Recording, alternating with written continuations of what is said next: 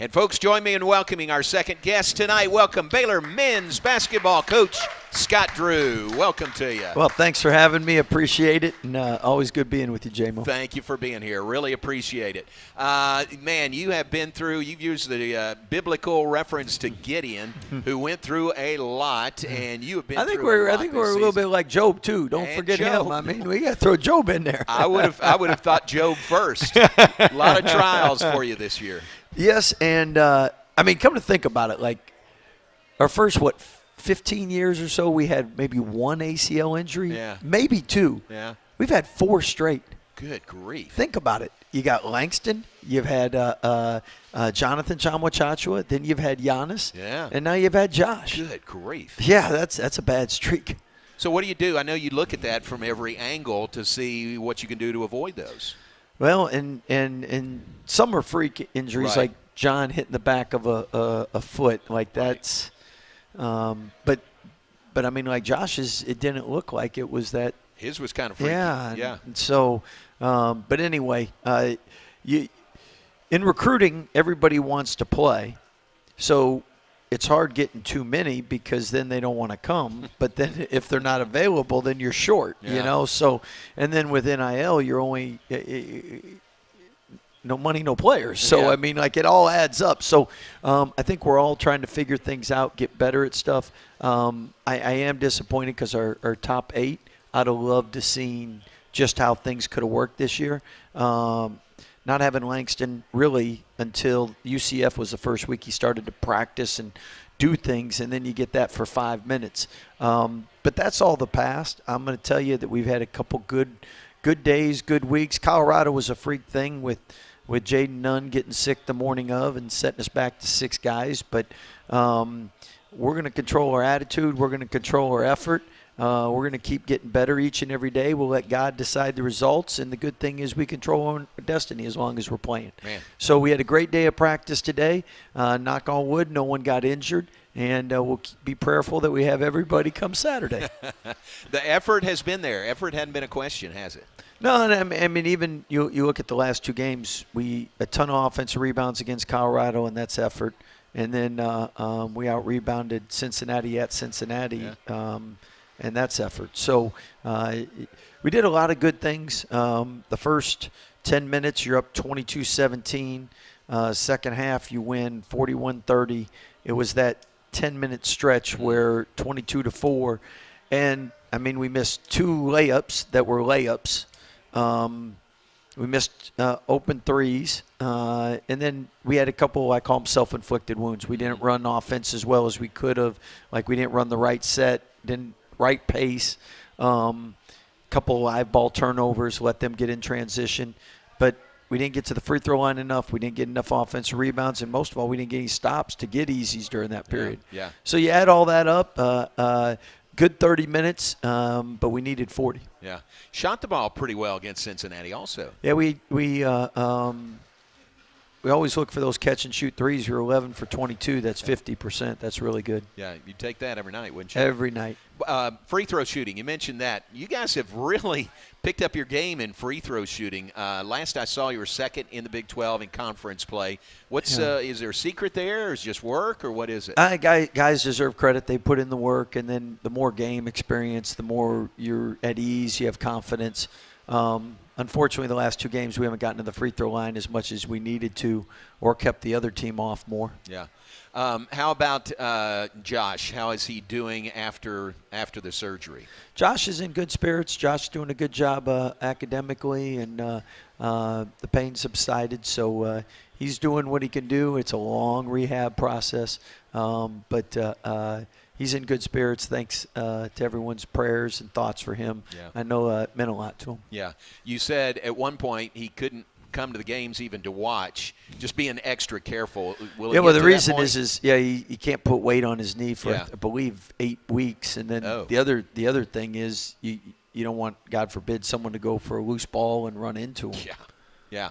So he couldn't even come to the games and sit in a secluded place, safe place to be there and watch? I asked Dave, but he said no. Oh, really? Yeah. What Dave says goes. Yeah, what Dave says goes. But he's getting closer, I think, where hopefully we can get him back to some games. That's good. We only got 2 left at home. Yeah, that's true. You tell him we ask about him and we're praying for him. I will Continue definitely to pray do for that. him. Yeah. As we continue with Coach Scott Drew, Coach, we got questions from the audience. It's a nice audience here tonight.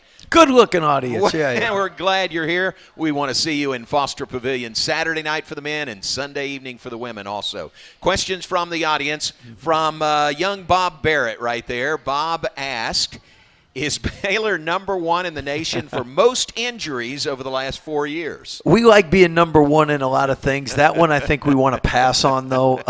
Unfortunately, we have had our share of injuries. And, I mean, really it goes back to you look at the year after we win it all. That next year we're 15-0. And then you have LJ, who's leading the conference in scoring at that time, and Jonathan Chamochacho, who ends up being co-defensive player of the year, both go out for the season. And, I mean, we really had a great 8-man rotation that year, and I think we could have won it that year. And then the year, the last couple of years, obviously, with the ACLs and season-ending injuries, you try to avoid. Very good. Bob, thank you very much. Along those lines, Audrey asked, what is a verse in the Bible that you keep in your head during a rough game or a rough practice? Yeah, Proverbs 3:5, trust in the Lord with all your heart. Lean not on your own understanding. In all your ways acknowledge him, and he'll make your path straight. That's one. Our team verse is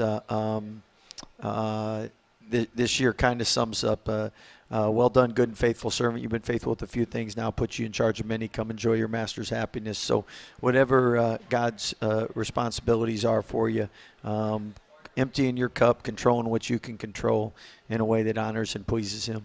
Yeah, very good. J-O-Y. Put it into shortest terms, J-O-Y. Roy is right here. Roy asked about one of your signees coming up. Is it Tunde Yesufu? Excellent, Jay. Is that right? Excellent. All right, yeah. got it. Yeah. With Tunde coming, what other pieces are you looking to add for next year? Roy. We only have till top of the hour. Roy. Okay? Well, let's start with Tunde. Tunde, McDonald's All-American, California all-time leading scorer. So great young man. Really excited to have him. And then as far as I think the biggest punishment for any college coach is you lose your last game, and then you have to find out who's coming back, and you have to get to the portal and recruiting. So, like, I promise you, nobody wants to lose their last game for any bigger reason than that, because it's a complete headache.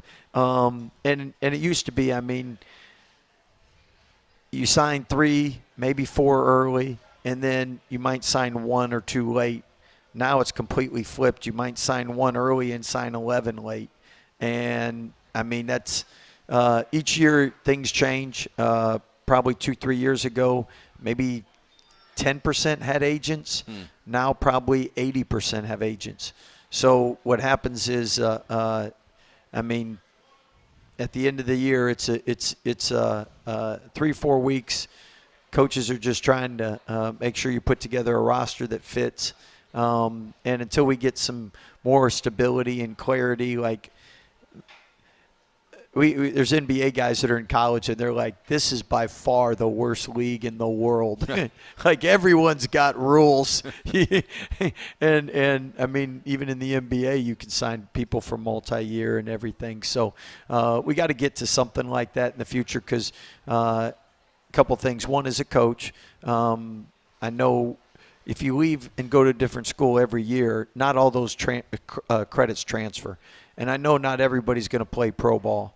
So we want them to get college degrees. And to get college degrees, they need to stay at a place to get college degrees.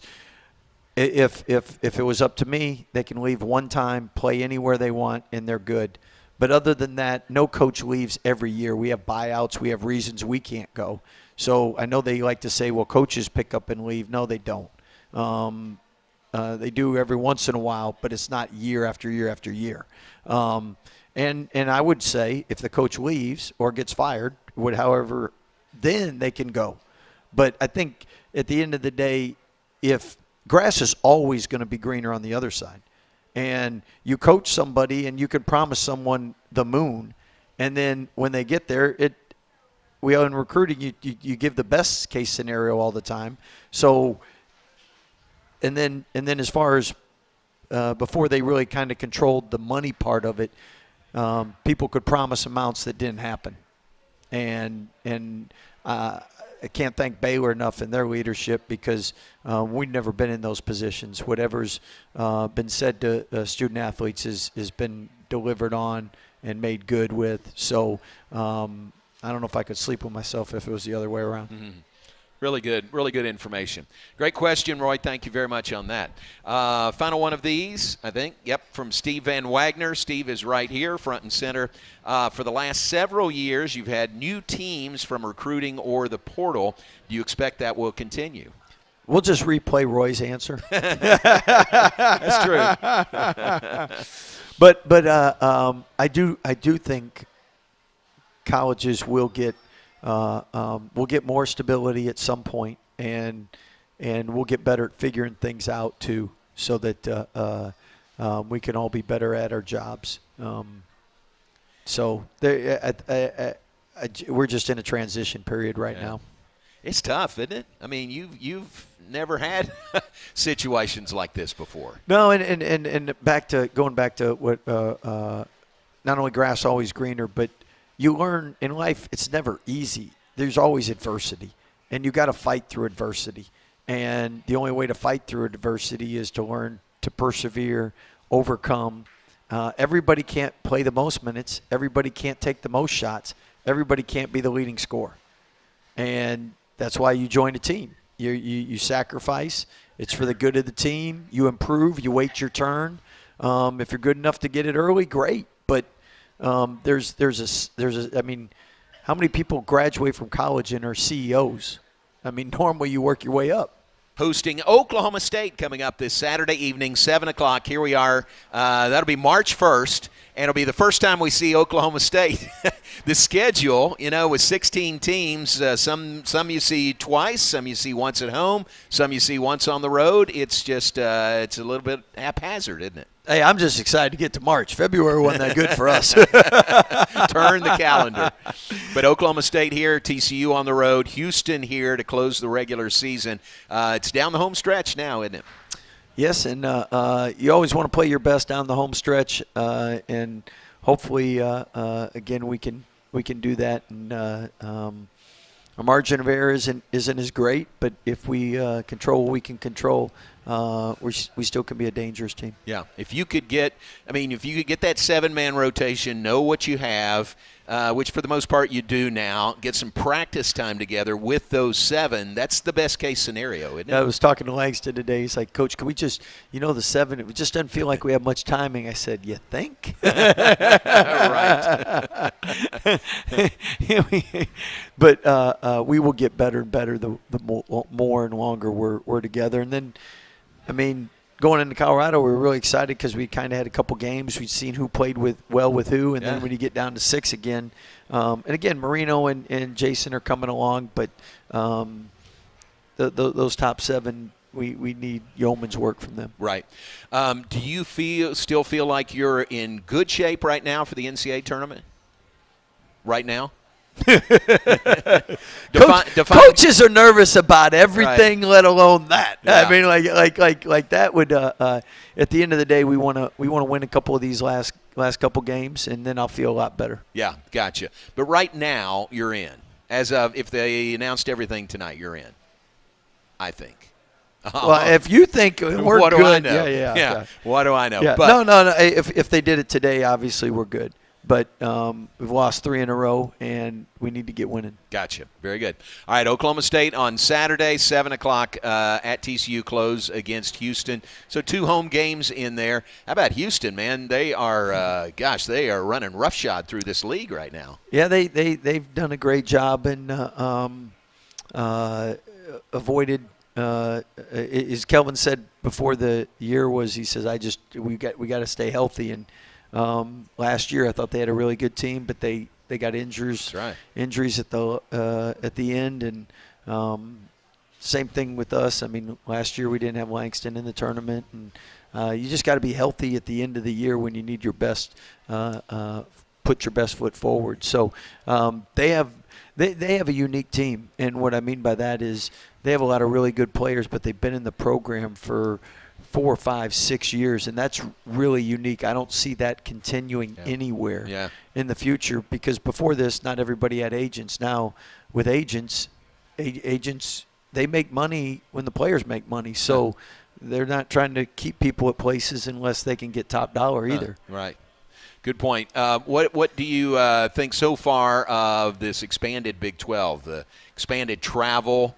You know, we've had a couple of 2-game, 5-day road trips in here this year. Well, I can tell you I'm not a big fan for these 9, 10, 11 o'clock games at night, all right? So I'm not a big fan for you guys that – I like to stay up late, but that's a little past my bedtime. And then getting back at 4 or 5 in the morning is really not my cup of tea anymore either. But I say all that, we get to play basketball. We get to play on national TV. So you're going to have to take some bad with the good. Yeah. It is what it is. I tell you, it's a little easier not getting much sleep when you're younger, though. I hear that. You know, and the crowd support has been so good at Foster Pavilion. I think about that Arizona game. You guys are playing shorthanded. They're playing really, really well, but had a chance to win that game, and the crowd was a big part of it. I think you look at Kansas, you look at West Virginia, the last couple wins. We've lost 2 at home, and hopefully it stays at 2. You have to win your home games. It's so hard to win on the road. But fans, they impact your team because you play harder.